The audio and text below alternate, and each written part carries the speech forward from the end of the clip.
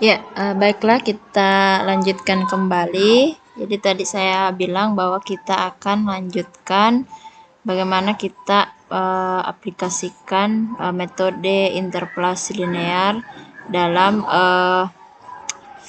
aplikasi Excel ya. Nah, jadi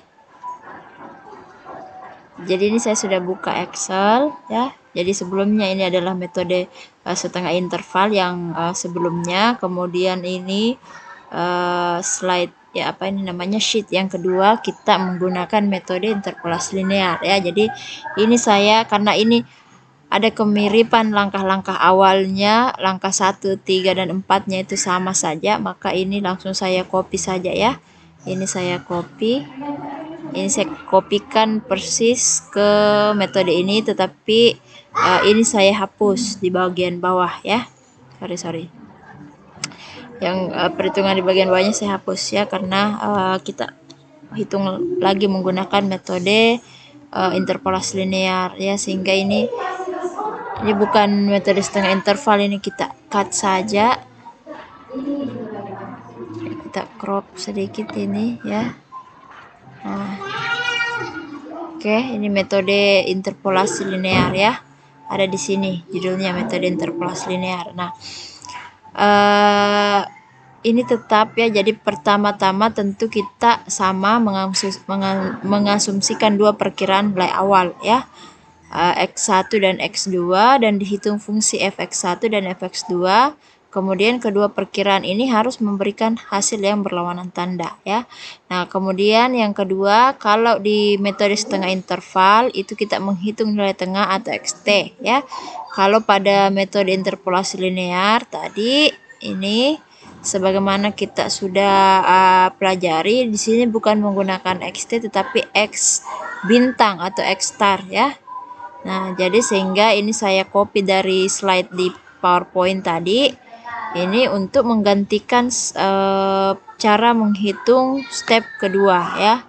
Jadi ini ditimpe ke sini ya. Jadi yang kedua ini adalah menghitung X star ya, menghitung X star, bukan XT tetapi X star dengan rumus ini, yang mana rumus ini tadi sudah kita sudah kita bahas, dia dapatnya dari mana ya, dari segitiga sebangun ini ya.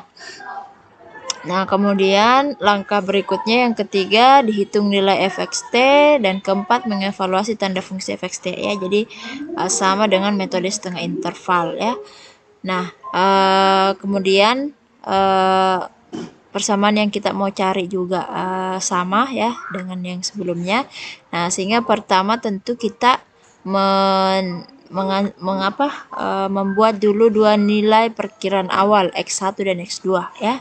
Nah, di sini kita mengambil nilainya sama juga 1 dan 2 ya.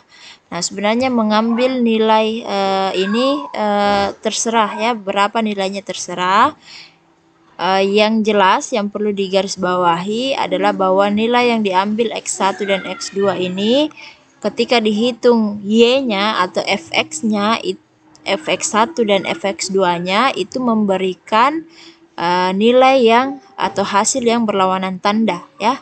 Nah, seperti ini kalau kita ambil 1 dan 2, maka dia menghasilkan minus 4 dan 3 ya. Berlawanan tanda, satu negatif, satu positif ya. Jadi bisa mengambil nilai yang lainnya ya, misalnya berapa, tetapi itu tadi cek fx1 dan fx2-nya atau Y-nya apakah memberikan hasil yang berlawanan tanda. Jika memberikan hasil yang berlawanan tanda, silakan menggunakan dua nilai perkiraan awal tersebut ya. Nah, kenapa kita perlu membuat dia berlawanan tanda? Supaya kita semakin dekat dengan sistem seperti itu, kita bisa semakin dekat dengan nilai nilai yang sebenarnya yang kita cari ya. Kira-kira seperti itu. Nah, sehingga pada metode interpolasi linear ini kita tetap juga sama menggunakan satu nilai perkiraan awal X1 dan X2 itu 1 dan 2 ya. Dimana menghasilkan fx1 minus 4, fx2 3. Nah, kemudian ini saya kan copy dari dari metode setengah interval, sehingga ini perlu kita ganti ya, bukan xt di sini dan rumusnya juga berbeda ya. Jadi ini kita ganti jadi x bintang ya, x star seperti ini. Kemudian rumusnya adalah ini ya, ini x star sama dengan xi plus 1 dikurangi dengan fxi plus 1 dibagi dengan fxi plus 1 dikurangi fxi dikali dengan xi plus 1 dikurangi xi ya. Nah, sehingga kita ganti nih. Ya, ini kan rumus daripada xt pada metode sebelumnya, sehingga kita ganti dengan metode interpolasi linear, yaitu rumusnya adalah xi plus 1 yaitu adalah x2 dikurangi fxi plus 1 artinya fx2 ya, fx2 kemudian dibagi dengan fxi plus 1 fx2 dikurangi fxi yaitu fx1 ya.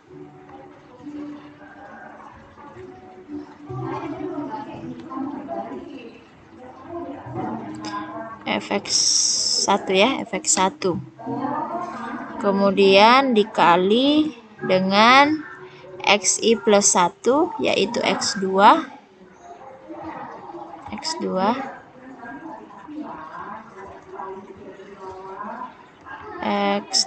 ya, dikali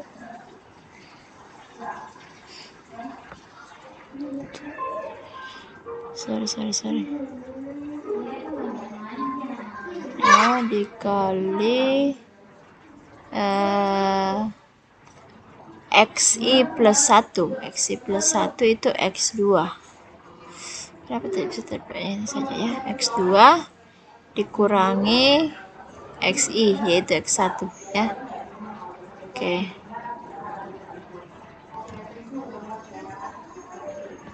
Sudah cocok ya. Jadi J11 itu xi plus 1 ya, benar. X2 dikurangi fxi plus 1 fx2 M11 dibagi dalam kurung fxi plus 1 M11 dikurangi fxi fx1 L11 betul, dikali xi plus 1 yaitu x2 J11 dikurangi ya, xi yaitu x1 I11 ya, benar ya.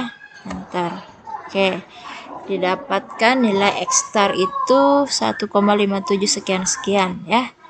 Nah, kemudian iterasi berikutnya ya, ini sama juga karena kita logikanya adalah kita mengevaluasi ketiga nilai ini yang dekat dari 0, sehingga ketika dikalikan fx1 dengan fxt menghasilkan dua pilihan ya, kurang dari 0 atau negatif dan lebih dari 0 atau positif ya.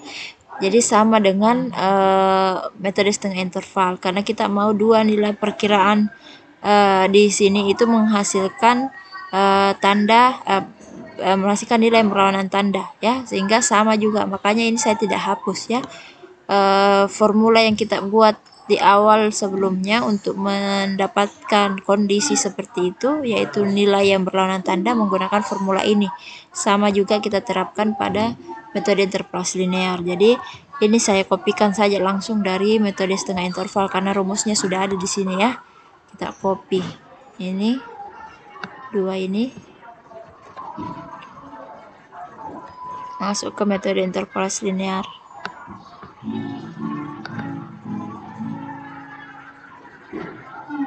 Nih ya.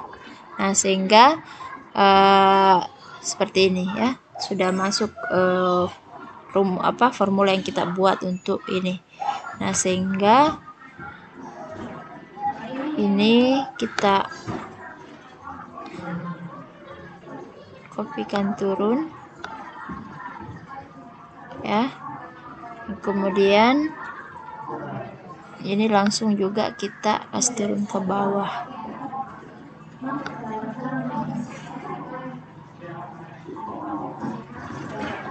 sampai 15.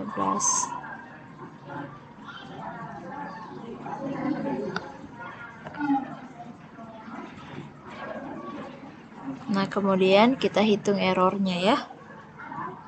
Kita hitung errornya.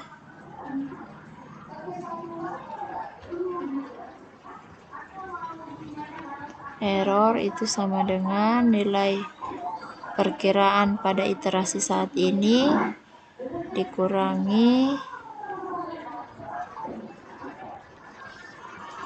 nilai perkiraan pada iterasi saat ini dikurangi nilai perkiraan pada iterasi sebelumnya dibagi nilai perkiraan pada iterasi saat ini dalam bentuk persen.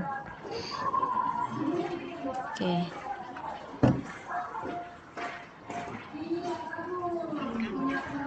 Nah, kemudian setelah itu ini kita tarik turun ke bawah. Nah, ini kita buat 4 angka desimal di belakang koma. Oke, nah jadi inilah ya, ini adalah metode setengah interval dengan nilai perkiraannya yang dicetak hijau ini ya. Nah, di sini kita bisa lihat bahwa kalau sebelumnya ya,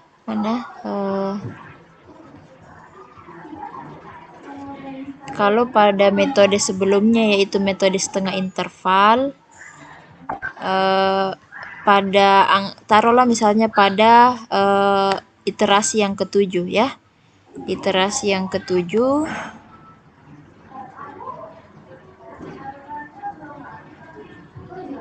ketujuh itu kita mendapatkan nilai perkiraan segini tetapi errornya sekitar 0,4. Nah, kemudian kalau kita bandingkan dengan metode interpolasi linear pada iterasi ketujuh, error yang kita dapatkan itu sudah sangat kecil ya, 0,0008 ya. Nah, dibandingkan dengan metode setengah interval yang masih besar errornya ya. Nah, sehingga sedangkan pada iterasi ke-7 pada interpolasi linear sudah sangat kecil. Bahkan di iterasi ke-9 ini sudah 0,0000 ya.